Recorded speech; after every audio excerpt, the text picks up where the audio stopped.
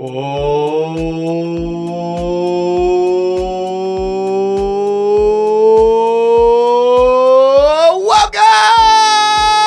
into the Russ Joy Show. I'm Russ Joy. You figured that out because you're smart. It's also the name of the show. We are so close. So unbelievable. Oh, shit, I'm wearing red. It's okay. It's okay. Oh, I didn't think of that. I didn't think of that this morning, did I? Oh, no, I didn't. Don't worry, there's green on here. There's green on here.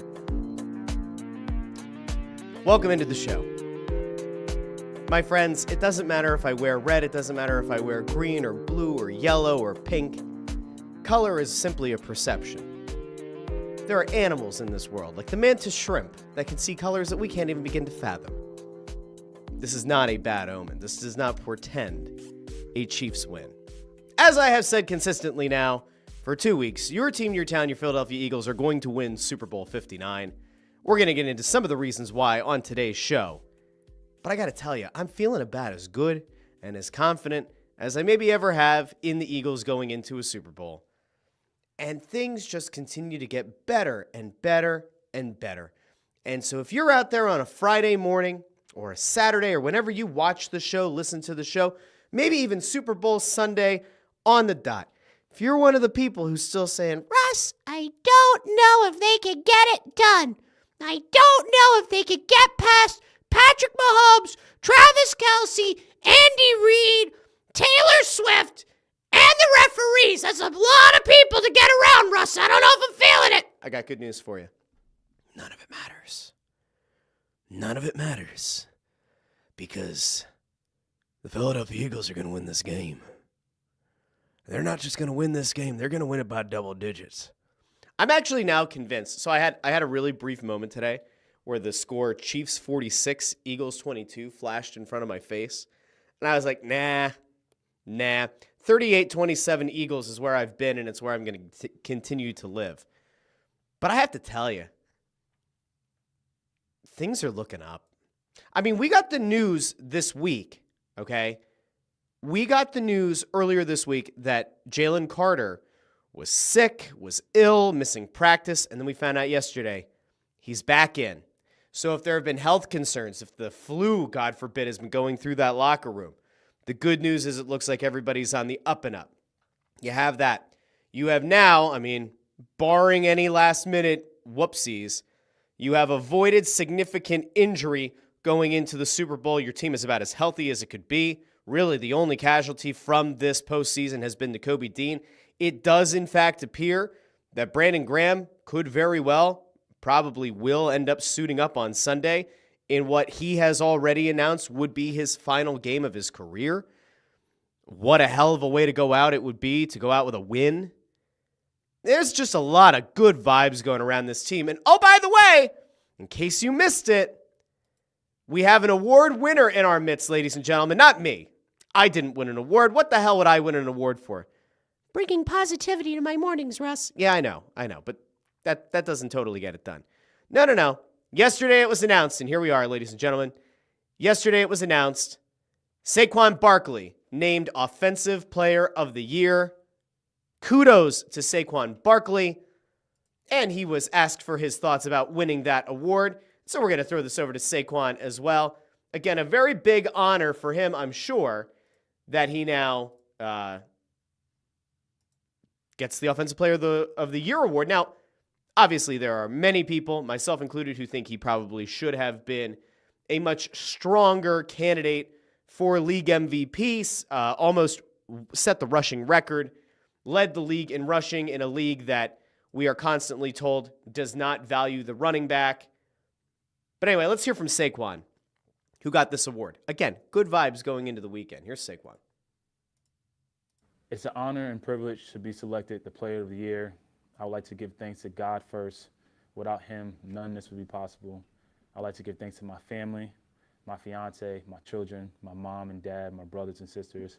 Thank you guys so much for the love and support throughout this journey. I'd like to thank the fans of Philadelphia for showing so much love to me and my family, especially being the newcomers. And last but not least, I'd like to thank my teammates and coaches. You can't be great without the greatness of others, one of my favorite quotes. And you definitely can't accomplish awards like this without the big boys up front. So thank you guys so much again. Like I said, it's an honor and a privilege. Hope you guys have a great night. What an awesome guy. Again, this is why even his former Giants teammates had nothing but good things to say about him. Just a stand-up dude. And going out of his way to thank the rest of the team for helping him win this award, put up these ridiculous rushing numbers. And then, as he said, you can't get it done. You can't do it by yourself. Giving kudos to the big guys up front. But that wasn't where the good vibes ended last night. No.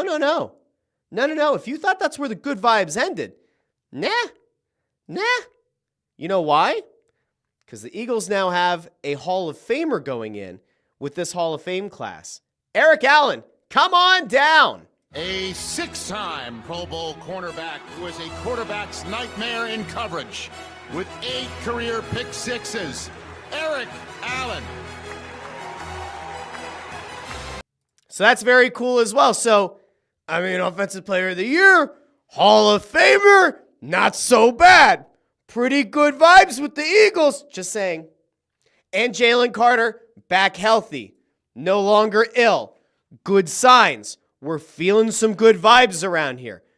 Before we get into everything that has to do with Super Bowl 59, reasons why I think the Eagles are ultimately going to win, I'm going to go over to the comments, because I know that there are people who are very excited right now, and maybe some who are a little bit nervous, although if you've been paying attention to this show for any period of time, you probably should be feeling pretty good about things right now. But just in case you're not, we're going to go over to the comments. Let's see if we can bring a little bit of additional positivity here on a fantastic Friday. Just see how we feeling. Super Bowl 59, 2 days away. Let's go. I'm making a pilgrimage, by the way, today, this afternoon, whatever. Making a pilgrimage to my hometown because I am not superstitious, but I am a little stitious. I got to go up. I got to hit up my old friends at Pottsville Pizzeria. I got to go get some extra cheese, Pottsville Pizzeria. Go take the family to the old Italian restaurant that I worked at when I was in high school, college, maybe both. I don't remember. Oh, yeah. We're doing a pilgrimage to Schuylkill County. We are going to go to the site of where the original stadium was. The stadium where your team, your town, your Pottsville Maroons won the 1925 NFL championship, which was then stripped away. Someday I'm going to do an episode of this show dedicated to the Pottsville Maroons. And it won't make a difference, and it won't get them their championship back. But you want to talk about pain, you want to talk about heartbreak. Philadelphia, you have a Super Bowl, you have an NFL team. I grew up in a place where we had a championship and it was taken away. Good vibes only today. And so with that, we go out to the comments. Jim Cochran over on YouTube says, Merry Super Bowl Eve, everyone. Joe Papel, I don't know if Joe is down in sunny Florida or not, says, good morning, Russ. You need to immediately go off camera and change that shirt. If I had another shirt down here, I would. It's a good shirt, though. It is a good shirt. It's a play on Shawshank Redemption. Dufresne and Redding Boating Company, charter company. Andy Dufresne is the best friend I ever had. Get busy living or get busy dying. That's goddamn right. I just want to see my friend again. I hope. Oh, beautiful ending. That movie's perfect. Perfect ending of that movie. Anyway, Jamie says, good morning all. Go Birds. Ford says, if you go out to the World Wide Web, you got to look real hard to see people predicting the Eagles to win. Tons saying Chiefs 27-24 or something to that effect. It's unreal. Zero respect for the Eagles. That is part of why I think the Eagles are going to win. Underdogs. Oh, yeah. Greg Bondarenko over on YouTube. Good morning, all. Go Birds. Connor Buss coming in here with a prediction. 34-24 Birds. Ford also says, replied to John Clark on X because he said the illness going around the team, but didn't cite any players other than Jalen. Lazy reporting. Well, in fairness, you don't need to out which players may or may not be sick and the severity of their symptoms. Ant DeGrasse checks in, says, is that Austin Matthews or Russ Joy? One of us is capable of scoring 50 goals in the NHL. I'll let you know which one it is. I'm going to let you guess. Jamie Rollo says, if the Flyers can repeat exactly last night for the rest of the year, that'd be amazing, entertaining, fun, competitive. Mishka being awesome, but losing and getting a better pick. It's a shame that I can't dive into that game much today, because this is a Super Bowl show. But I will point out really quickly, Mishka very much looked like a guy whose pants were on fire last night. He was all over the ice, and it really, to me, was a young guy who was looking to impress his Russian idol, Alex Ovechkin. Ford says Barkley's MVP, but the league insists on giving it to a QB. I agree. I mean, listen, at this point, if the MVP also included the playoffs, Saquon Barkley's your MVP running away. Not even close. Not even close. Lamar Jackson and Josh Allen with the earlier outs, no, it's done. It would be Saquon Barkley's award. But they don't include the postseason because why do playoffs matter? Why would any of that matter? Regular season award. Okay. Len DeJoseph says the only MVP I want Saquon to win is Super Bowl MVP. That would be a very nice bow on the season for him. You don't get to go after the rushing record. The league disrespects you by not really including you as somebody who should get legitimate MVP consideration. Winning Super Bowl MVP after everything he's done this season, I agree with Len. That would be a really cool moment for him, for sure. Sean C says Josh Allen only won because Lamar has already won twice. I'll hang up and listen. Yeah, people really love Josh Allen. They do. I don't know. Sean C says I've got no problems with people picking the Chiefs, but it's lazy when analysts analyze ways in which the Eagles are better and then just pick Kansas City because of inevitability. Jim Cochran, no one likes us. No one likes us. No one likes us. We don't care. Eagles by 1,000. Now, I don't know if we go that far, Jim. 1,000's a lot of points. But it could be good. Speaking of, there's been a lot of disrespect going on with pundits picking against the Eagles. I'm not entirely surprised, but I am a little bit disappointed, I guess, in the discourse around these Eagles. Because at this point, I do think that the Eagles have done more than enough to garner some sort of respect from the national media. And it just feels like time and time and time again, they are about as disrespected as it gets. I get the fact that the Chiefs are in the midst of going after a potential three-peat. I get it. I understand. We all understand. It has never been done in the Super Bowl era before. I get it. I do. I fully understand. Cognizant of the fact that the Chiefs could theoretically be the first team in NFL history to win 3 straight Super Bowls. Totally get it. But can I also point out that the first of those championships, the first of the potential three-peat, came against an Eagles team that was very good, but wasn't as good as this team? Can I also point out the fact that the defensive coordinator 2 years ago had pretty much both feet out the door by the time the teams took the field? Can I also point out the fact that it was a team that only had a few guys on that roster that had also been on the Super Bowl winning team in Super Bowl 52 where they took down the Patriots?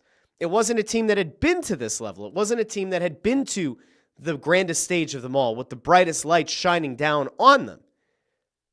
It's a different set of circumstances now. Not only is this Eagles team more experienced and more prepared for the moment and more prepared to go on and know what to expect this entire week and know what to expect on game day, but they're a better team. Across the board, they're a better team. And at coordinator, I said before, offensive coordinator maybe is a wash, but defensive coordinator, Vic Fangio is a significantly better defensive coordinator than Jonathan Gannon was. And this defense is a buzzing group full of veteran leadership in the secondary with CJ, GJ, and Big Play Slay, fortified by legitimate young defensive backs and Quinyon Mitchell and Cooper DeJean. And who could forget Reid Blankenship? All right, so you've got that. You have Zach Bond, who was picked up off the scrap heap and is playing really for a contract here. Legitimately playing for a contract and has done each and everything that's been asked of him this season. And then you have that defensive line full of young, hungry studs and a likely return of one of those guys who helped this Eagles team win a Super Bowl in Brandon Graham. That's a defense that you just don't fuck with, okay? And if you're going to write this Eagles team off without paying due respect to that defensive core, you are doing yourself a disservice as an analyst. So then what is the weak spot for the Eagles? You flip to the other side of the ball. The offensive line, for the most part, healthy. Arguably the best offensive line in football this year. You have arguably the best wide receiver duo on the outside in A.J. Brown and Devontae Smith. You have one of the best tight ends, at least in the NFC, in Dallas Goedert. You have, again, probably the best offensive line in football.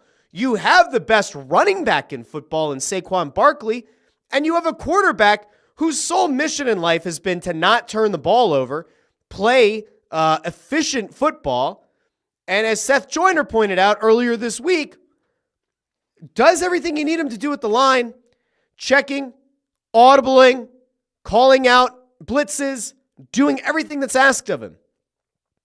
Jalen Hurts might not blow you away with the stats by the end of the game, but he's playing as damn good a football and as efficient football as you possibly can at that position. So what's the weak spot? Because I could point back to a few weak spots from 2 years ago.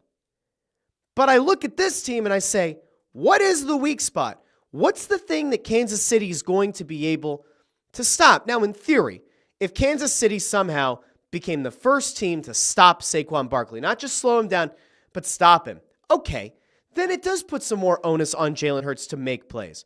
The good news is we have a decent enough track record here of seeing that, yeah, Jalen Hurts can make plays. He can make plays with his legs, and he can make plays through the air. It also happens to help to have that wide receiving duo and that tight end underneath. Will he make every throw? Will he make the best throw? Will he make the best read on a play? Dunno. But ultimately, isn't the whole point of this thing to go out and give yourself the best opportunity to win? Yes. And will Saquon Barkley be able to find success in this game? Yes. Steve Spagnuolo is going to try to put together one hell of a game plan, and you have to tip your cap to Steve Spagnuolo because you know he is salivating at the idea of being the first defensive coordinator to shut down Saquon on this Eagles team. It probably lives and dies with every adjustment to the game plan that he makes. And it's going to be tough for Jalen Hurts because, I mean, in fairness, they have played Kansas City, twice in the last 2 years, including the ill-fated regular season game where Sirianni was yelling at the Chiefs fans as he was leaving the field. We're going to forget about that one for a second. But from 2 years ago, Spagnuolo does have a lot of film on what Jalen Hurts and what Nick Sirianni together wanted him to do, what they thought would work 2 years ago. It's going to be a tough matchup. I'm not saying it won't be. That's why I flip back to the defense, because I look at Kansas City's offense against this defense, and for some reason, I'm just not that worried. I get that Patrick Mahomes has a winning pedigree. I get the fact that Patrick Mahomes makes plays out of nothing. It looks like he's about to slide, and then he somehow picks up another 7 yards. You might call that kind of shady. I call it intelligent unless they change the rule. He can throw a ball into the tightest window of any quarterback in this league. He's got Hollywood Brown who could blow the top off of defense. Xavier Worthy is a perfectly respectable receiver, could also get some chunk yardage. You still have Travis Kelce, who's a matchup nightmare, no matter who he ends up matching up with from the linebacking core. Will this be the Zach Bond show? Hard to say. But guys, I have a hard time looking at this Chiefs offense and saying, oh yeah, that team's capable of putting up 40 on this defense. I don't see it. The Eagles defense has been elite all year at holding teams to 21 or fewer points. They've been an absolute stout defense. I don't see Kansas City scoring 35 points. And as I've now said a few times, I don't even see them scoring 30. 38-27 is the score. Now, would I be surprised if the Eagles go out and they get off to a strong start and that defense starts buzzing and this game starts to look not quite like a runaway, but certainly doesn't look like what the national media thinks it will? Yeah, I could see that scenario.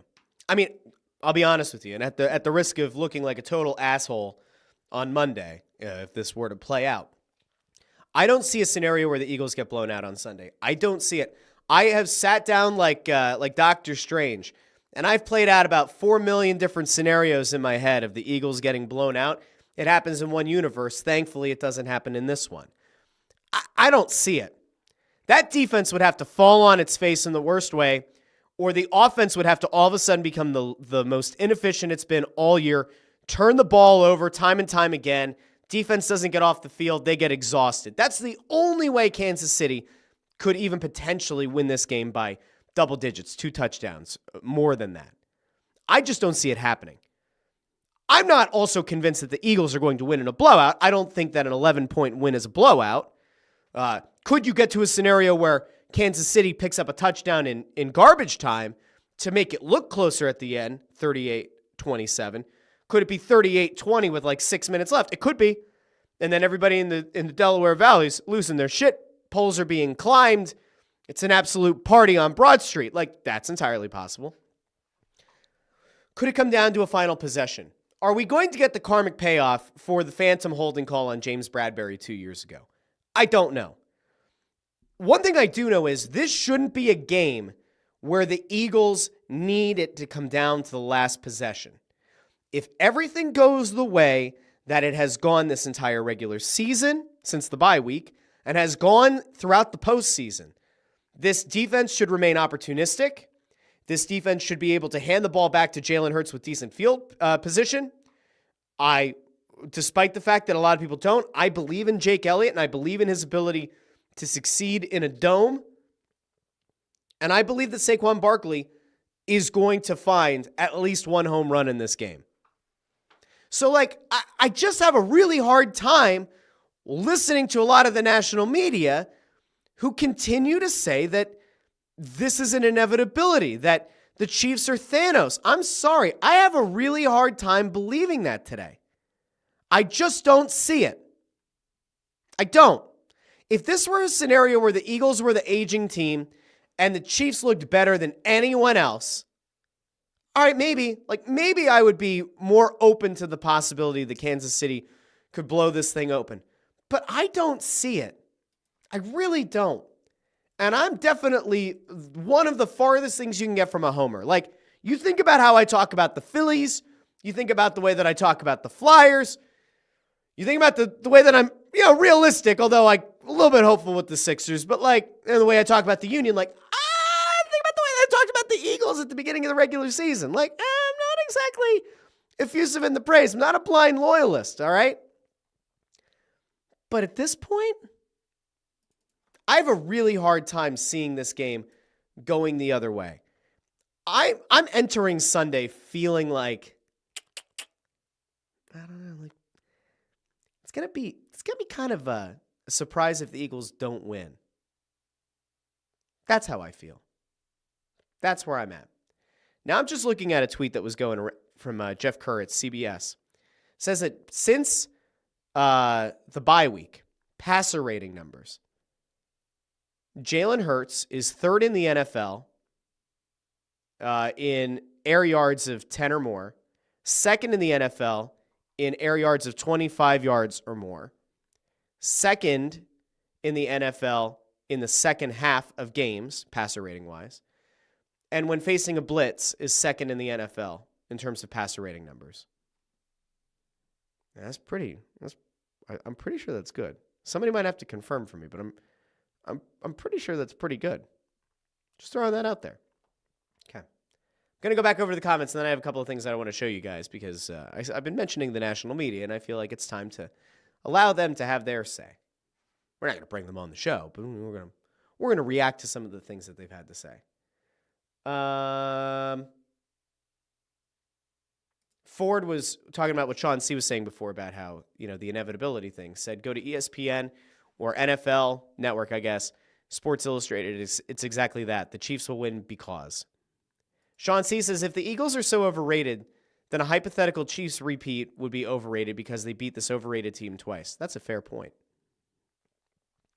Sean C. says, the Chiefs haven't allowed a 100-yard rusher is a bad, annoying talking point, too. James Cook had over 6 yards a carry in the AFC title game, and they just stopped running the ball. Again, I agree with this notion that, like, it's kind of bullshit. The premise of the 100-yard rusher is kind of bullshit. And this is why, if you remember, I said Baltimore was the best opportunity to take out the Chiefs prior to the Super Bowl. Because I don't think the Chiefs would have been able to stop Derrick Henry. I think he would have run roughshod on them.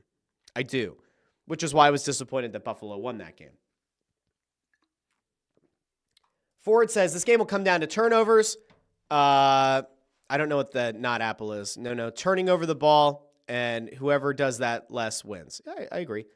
Raymond Supper says, I remember the Super Bowl in Tampa where Mahomes ran the ball 500 yards either laterally or in reverse and never scored a touchdown. Please look at those game tapes this time.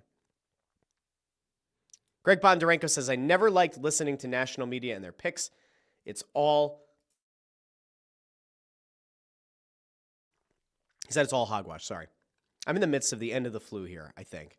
The coughing is just...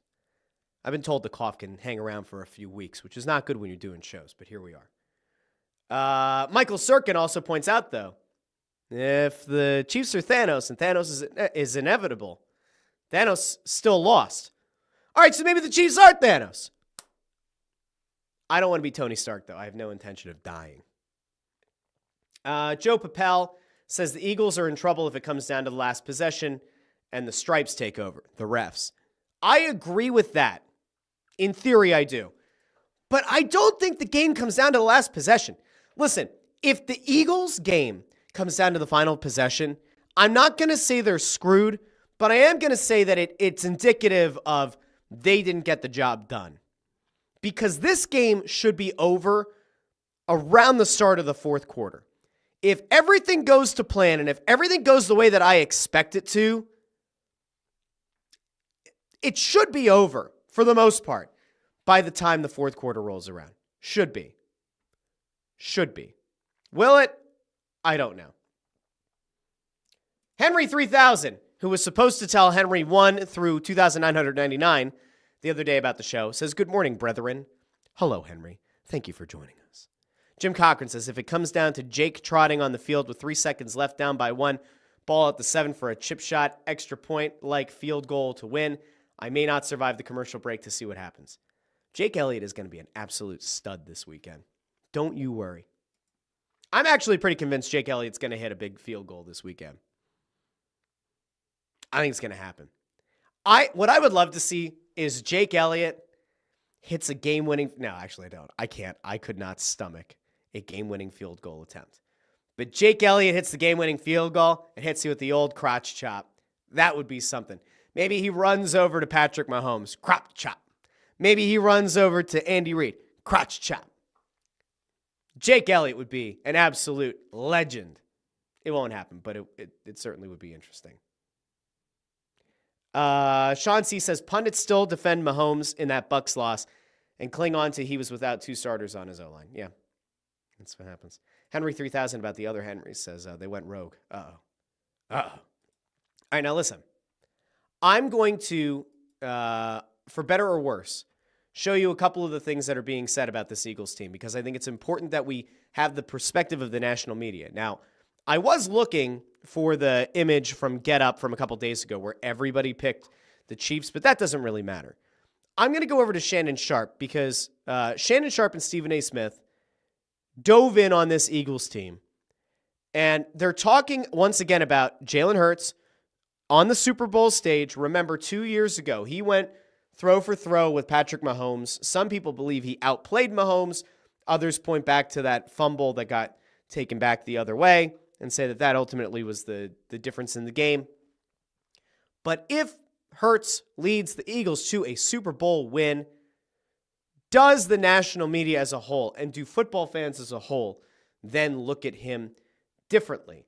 And I think you have to, but I know that there are people who will not look at him differently. But just for argument's sake, I want to go over to Stephen A. Smith and to Shannon Sharp, and let's hear where their minds are at when it comes to what a Jalen Hurts Super Bowl win would mean for his legacy and his image in this league. Let's go over to those guys. I think if you draft those 3 guys, okay, you get a draft, and we know what we know right now as we sit here. You get Joe Burrow, you get Josh Allen, you get Lamar Jackson, and you get Jalen Hurts. Jalen Hurts is going to get picked last by every team other than Philly. Well, he's right about that. Y'all are right. But let me give some pushback in this regard.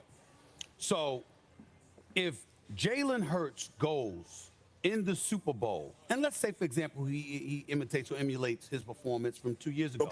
300 plus.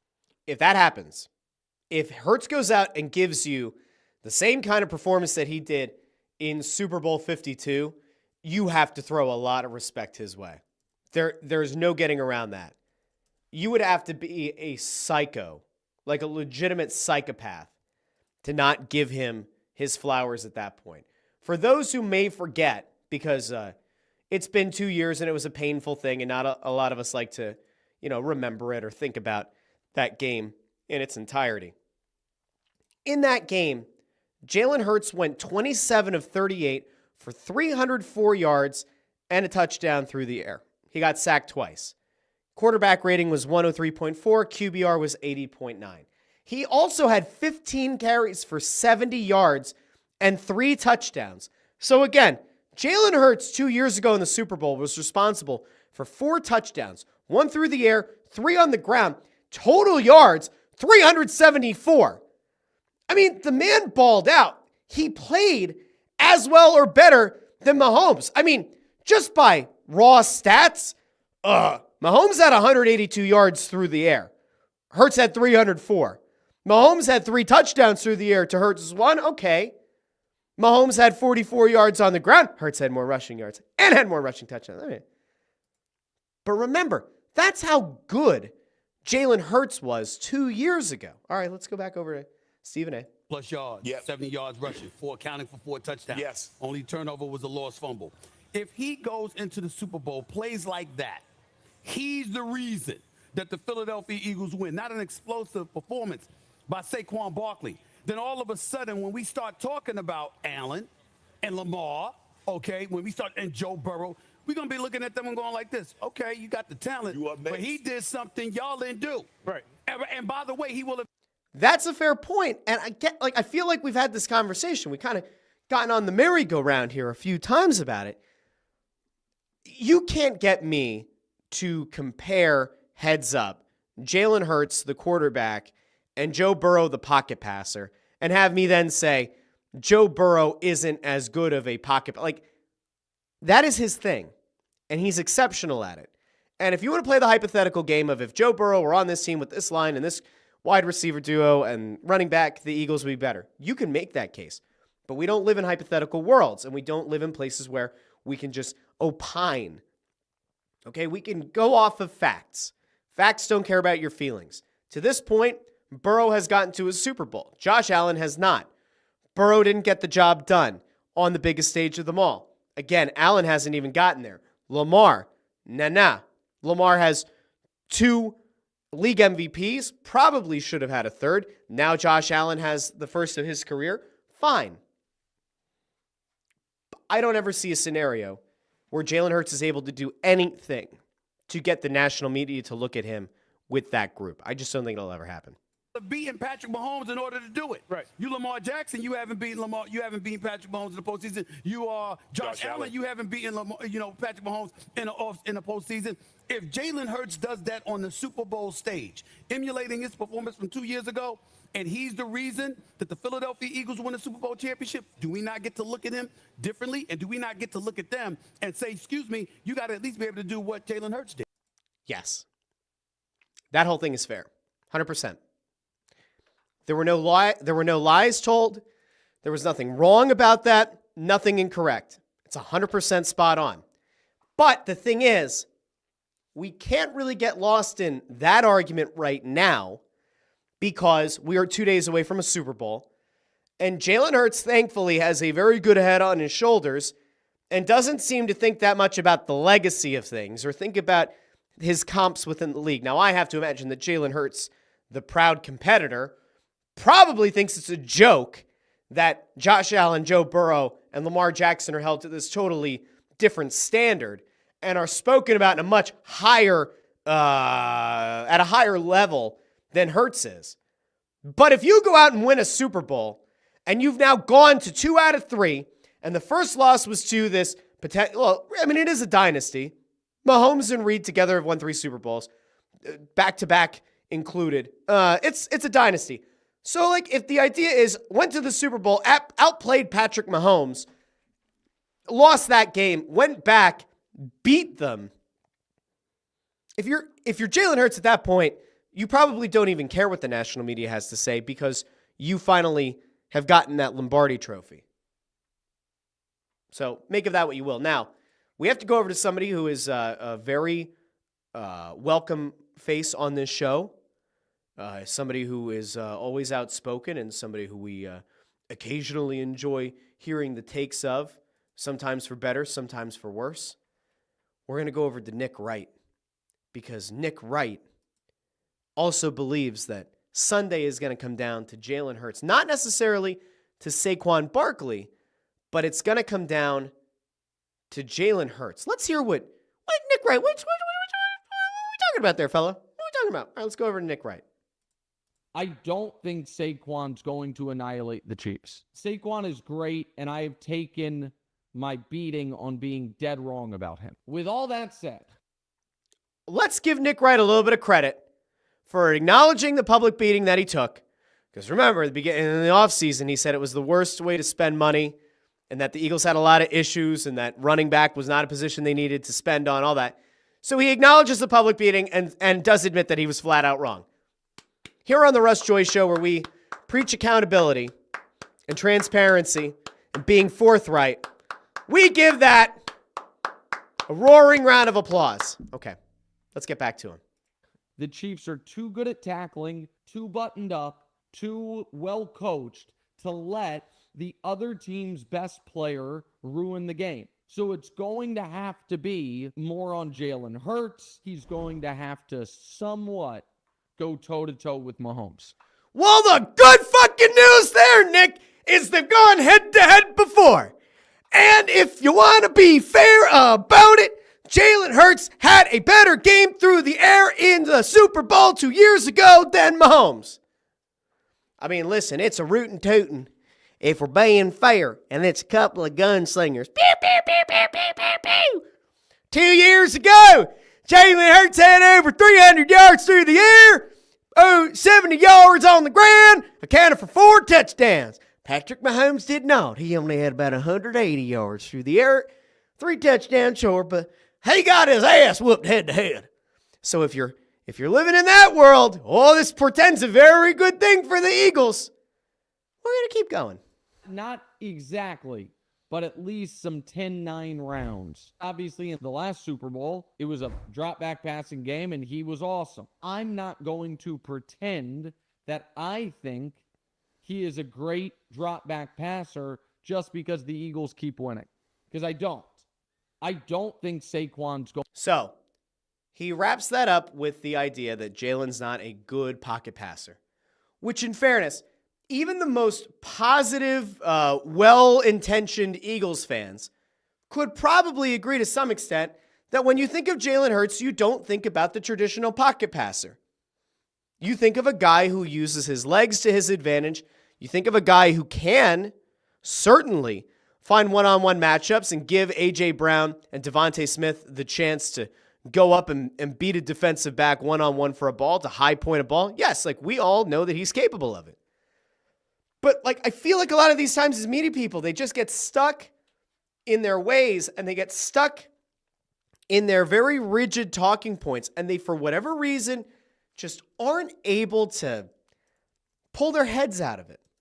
You have to kind of assess where things are actually at right now. And if it's me, and I'm looking at this fairly, they're very different quarterbacks. But that sometimes being different isn't a bad thing. Sometimes it's not. And in the case of this Eagles team, with Jalen Hurts, everything works. Right now, things are about as good as they can be. I'm going to go over to the comments because I have a couple of other things I'd like to get to here before we rock and roll and get out of here. But I'm going to get over to the comments because I see people are duking it out over on YouTube and Facebook and X. So let's see where we're at. What's going on over here? Kenny Powers Mullet asks, how bad is the illness running through the Eagles locker room right now? So far, it's affecting Jalen Carter, Quinyon Mitchell, and a few others. Henry 3000 says they were all full participants in practice, so they're probably fine. Bob Wright notes Greeny has even said he picked the Chiefs, but as the week has gone on, he feels the Eagles have a way better chance to win than he originally thought. That sounds like the good old-fashioned national media hedge if I've ever heard about it. Obozo Must Go says this comes down to Barkley and his success. Everything else is noise. I think a lot of it comes down to Saquon. I think it's how the Eagles react if Barkley gets slowed down and how efficient can that passing game be. Do we see more quick slants? Do we see more throws underneath to try to offset the blitz? And here you go. Ford says the Chiefs are definitely going to blitz the hell out of Jalen. If you get to a position here where Saquon's having a hard time getting going and Spagnuolo starts dialing up blitzes, it's gonna come to Hurts to have to get that ball out of his hand a lot faster. Now, if he does, well, all of a sudden Spags can't blitz as much. Perhaps it does then allow Saquon to get going. This is really going to be a true showing of Kellen Moore's ability to adjust to Spagnuolo's defense and vice versa. If you go back 2 years ago, it always felt like the Eagles, especially at halftime, they just didn't make the adjustments you needed them to. There were times like late in games in that season where you'd go like, all right, like they know that they can adjust the game plan, right? And in that Super Bowl 2 years ago, it really felt like the Chiefs made a lot of adjustments at halftime and the Eagles kind of came out flat-footed. So this is really where Kellen Moore and Vic Fangio are going to be put to the test. Whether you're up at halftime or you're down at halftime, you have to constantly evolve and change and make sure that you are not caught off guard by whatever this experienced Chiefs staff ends up calling. Let's see. Bob Wright notes, what's frustrating is if Barkley is having success rushing and has a big game, the story will still be he's not good enough, he being Hurts, is not good enough, even though he's been to 2 and won 1 and could have been MVP in a loss. Yeah, I mean, that is a frustration. Christian checks in and says if the Chiefs blitz, they're going to be exposed to the run game. Mixon and Cook posted almost 90 yards rushing. This is correct. Ford asks, if the Eagles lose, do they get back with Jalen ever? Yeah, why not? I mean, they're not going to. I know that Howie has had an ability in the past and maybe a propensity for drafting the replacement, maybe a little bit too soon. But they're not replacing Jalen Hurts in the next 2 years. This team, the defense is still very young. And in theory, this window should be open. Now, I know that a lot of times when you start talking about the windows and windows being open, that's when things tend to get slammed shut. But at the same time, if we're being fair here, Eagles defense is young.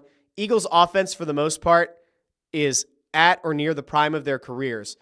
I have to think that no matter what happens on Sunday, the Eagles should be able to get back to another Super Bowl at some point in the next couple of years. And that's not just homerism. It's a good team, and it's not full of a bunch of 35, 36-year-old guys who are taking one last ride into the sunset. Now, is it crazy to try to project that? Sure. Do teams typically find their way back to that many Super Bowls in a short period of time? No. Usually the ones that do figure out a way to win.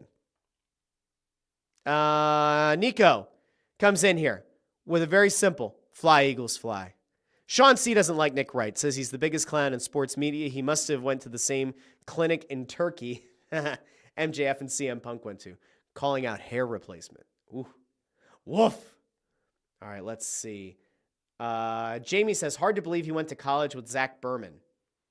Zach Berman and Nick Wright. Yep, I would say Berman looks significantly younger than Nick Wright does. That's wild. Obozo reacting to the clip before says, Hurts has to match up with Mahomes. Wow, what insight this guy has. Greg Bondarenko, can't wait to say what these naysayers have to say after an Eagles Super Bowl win. I guess apparently Nick Wright went on with Zach Berman and Bo Wolf yesterday. They told a few stories from their college days. That's wild. Had no idea. Wow, that is crazy.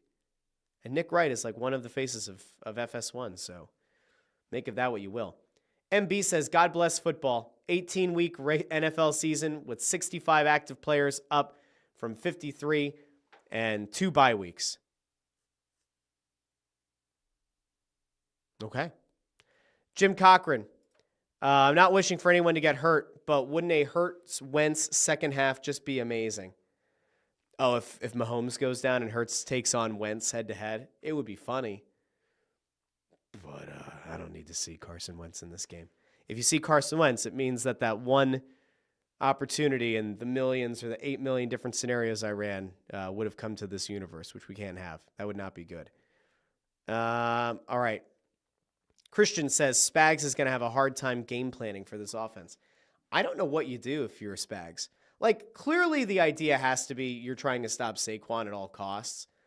But at the same time, like, don't you have to be a little bit worried about, Jalen Hurts doesn't suck. So, like, if you go a little bit above and beyond, maybe a little bit too far in the planning for Saquon Barkley, you do open yourself up to the possibility that Jalen Hurts guts you.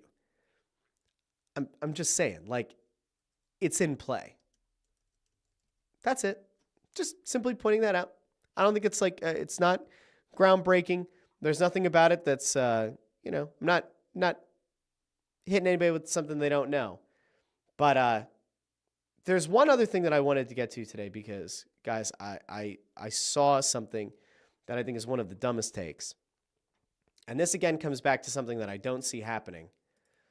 But we're going to go over to our friend Chris Broussard because Chris Broussard had a thought about whether or not the Eagles would give up 30 or more points to Patrick Mahomes in this Chiefs offense. Now, remember, this Eagles defense has been elite all year, has done a sensational job of shutting down the opposition. But Chris Broussard isn't convinced. Despite all that film, he's not convinced because there is a pesky little stat floating out there about Patrick Mahomes' success against Vic Fangio's defenses over the years and the fact that Mahomes has never lost to Vic Fangio head-to-head, that it's never happened before. Now, there are things that you need to also kind of point out in this. Video guy Amadeo sent this over, so we'll give him the shout. But from 2019 to 2021, Fangio was the head coach of Denver, and the Broncos quarterback at that time was Drew Lock. So it doesn't really mean a whole lot, at least on the record. It doesn't mean a whole lot. They weren't very talented Denver teams. Now, some of those defenses were pretty good, but like you're not going to win a lot of games with Drew Lock as quarterback. And then 2023, which is where our friend Joe Papel often jumps in, he was their defensive coordinator. They lost twice, but the defense was okay. In those two games, however, Miami's offense scored 7 points and 14 points. So if you look at the 9-0 against Vic Fangio's defense, please do keep in mind that, Drew Lock's offense and a 7 and 14 point performance, one each with Miami. But let's go over to Chris Broussard. What does Chris Broussard have to say about the ability of Kansas City to score enough points, to maybe even score 30 points or more against the Eagles? By an average of 2 scores, and Mahomes great. So yeah, I do think the Chiefs, fully rested, fully healthy, in a dome where he's never lost and where his passer rating's 108, that they can score 30 points, and they will score 30 points. I'm going to say... Well, there's Nick Wright, baby. Nick Wright comes off the top rope, hits you with he believes that the Chiefs can score 30 points. Nick, what are we doing? Why do you keep doing this? This before Greg steals my answer, as he did a couple weeks ago. If that's what it takes. Wow, these guys. If that's what it takes. If whatever it is within the Kansas City Chiefs, they do what they have to do. All right, so if they're... Scoring 30 points is going to be a hell of an ask here, Chris Broussard. I don't know if I'm feeling the 30 points. I get that they have the winning pedigree and they tend to be able to do whatever it takes to win, but 30-plus points is a lot against this defense. Defense is shutting down Philadelphia's offense, then I don't think they'll score 30 because they won't need to. If Philadelphia's offense is scoring and it's a shootout, then the Chiefs will score what they have to. It could be They'll score what they have to do to win by 3 or 4 points. So it could be 37-34. It could be 31-28. It could be 24-21. I'm glad that that Chris Broussard has gone out of his way to prove to us that he is capable of throwing out some football potential scores with a 3-point difference. That is impressive. 21-18, 22-19, 23-20, 24-21. I did it! Oh, boy. But the Chiefs will do what they have to. This season, they never scored more than 30 points until they played the Bills, one of the best teams in the league, and they have to score 32, so they do. All right? 2 years ago, or last year in the playoffs, their defense held everyone under 25 points, so the Chiefs never scored 30 points. Even going back to 3. It's nice. So what Broussard here is saying is that, in fact, the Chiefs have the ability to score at will. It's just they only score as many points as they need. Defense gives up 25. Chiefs will get you 26. Maybe 27 or perhaps 28 because that's a 3-point difference. But the Chiefs, maybe, do they hold back, Chris? Is that the idea here? Is that the Chiefs hold back? Years in the Super Bowl against the Eagles. All right? They were down at halftime. They were, the Eagles looked like they could win. Yeah. And the Chiefs come out and score, I believe, in every possession in the second half. That is true. Because they needed to. So whatever's in their psyche, they just don't seem to want to just pull away and blow. All right, I can't with this shit anymore. Holy shit. Can you imagine getting paid to analyze football? As a former NBA guy on ESPN, you get to do this job. And that's the take. That's the analysis. What are we doing here? What are we doing? Now, I don't like the idea necessarily of having to end on a down note with these people. But I am going to end with somebody who played in this city. They didn't play a long time in this city. But I'm going to go to a guy who has a little bit of positivity. And we are going to go over to Mark Sanchez.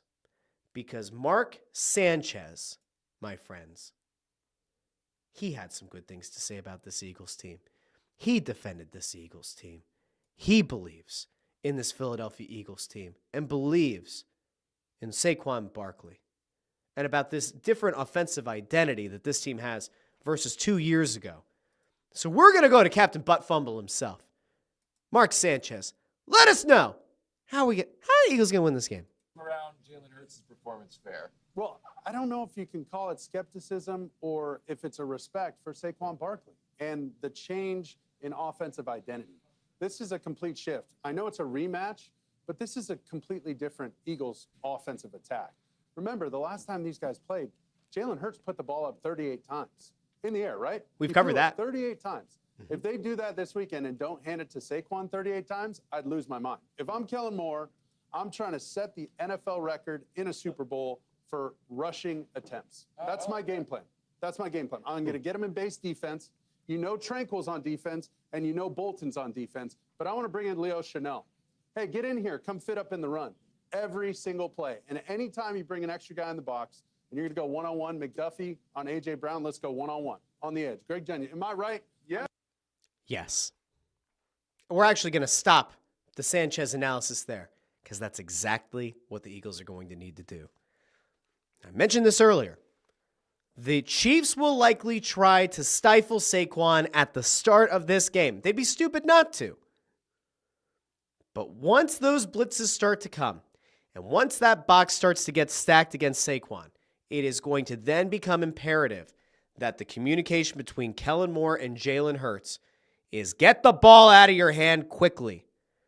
Identify those one-on-ones, because at some point in this game, A.J. Brown and or Devontae Smith are going to get one-on-one opportunities on the outside. And that's where Jalen Hurts needs to flash it. That's where Jalen Hurts needs to drop a beautiful dime. That's the moment that Jalen Hurts will be able to silence those doubters. Land that ball in those guys' hands in stride, or get them the opportunity to high point the ball in the back of the end zone, pick up the points. Listen, my keys to the game before we head out are very simple, incredibly simple. Get off to a strong start. Establish the run. Find those mismatches. Adjust to the blitz. And on the defensive side of the ball, do exactly what you've done this postseason. Play smart football. Play physical football. Force turnovers. Give this offense good field position. Give this offense the ability to eat up a lot of clock by virtue of finding that success in the run game. Help the offense keep you guys off the field. That's how the Eagles win this game. Now, I expect that by the time Monday rolls around, we are going to be having a very positive show on Monday. Now, if God forbid we don't, if somehow Kansas City pulls off their second Super Bowl win against the Eagles in 3 years and completes the three-peat, we will be here to break it all down on Monday. But as I've said now for 2 weeks, I have never been this confident in an Eagles team going into a Super Bowl. And I think that the national media is doing a huge disservice to this team. I think that they are just very clearly looking at what has been a dynasty in Kansas City, and they are underestimating what this Eagles team is going to be capable of. I fully expect a 38-27 Eagles win. And again, I would not be surprised if the Chiefs score their final touchdown in what I would consider to be something close to garbage time. I really do think that you're going to get that karmic payoff after what happened 2 years ago. I really do. I could be wrong, but as we've kind of figured out here over the last few months, I tend to be right quite a bit. And I feel very, very confident in this game. Here's the last thing that you have to make sure that you do. Don't put yourself in a position where it does come down to a ticky-tack call by the refs. Don't allow it to get to that point. Don't allow this to go to the final play of the game. Don't allow this to go to the final drive of the game. Don't allow this thing to stay that close where it all hinges on a phantom holding call in the secondary. Don't allow Patrick Mahomes to benefit from one of those make it looks like he slides, but then he doesn't slide, and you get the unnecessary roughness, and then that gives them a big gain and maybe bails them out of a 3rd and long situation, and now their drive continues. Don't allow that to happen. Play smart football. Honestly, do everything that you guys have done since the bye week. And if you do, you'll win. And we'll be talking on Monday about a parade on Broad Street. I'm very confident in this game. I'm very confident in this team. And I hope that for all of you who have grown to just live in constant negativity about these teams, and in fairness, there have been a lot of reasons to be living in constant negativity around these Philly teams. Go into this game with your head held high. Okay? Seriously. I think it's going to be fine. Jim Cochran, by the way, goes, T-shirt idea? I tend to be right quite a bit. Russ Joy, February 2025. Listen, 11-point win. I'm just going to keep saying it.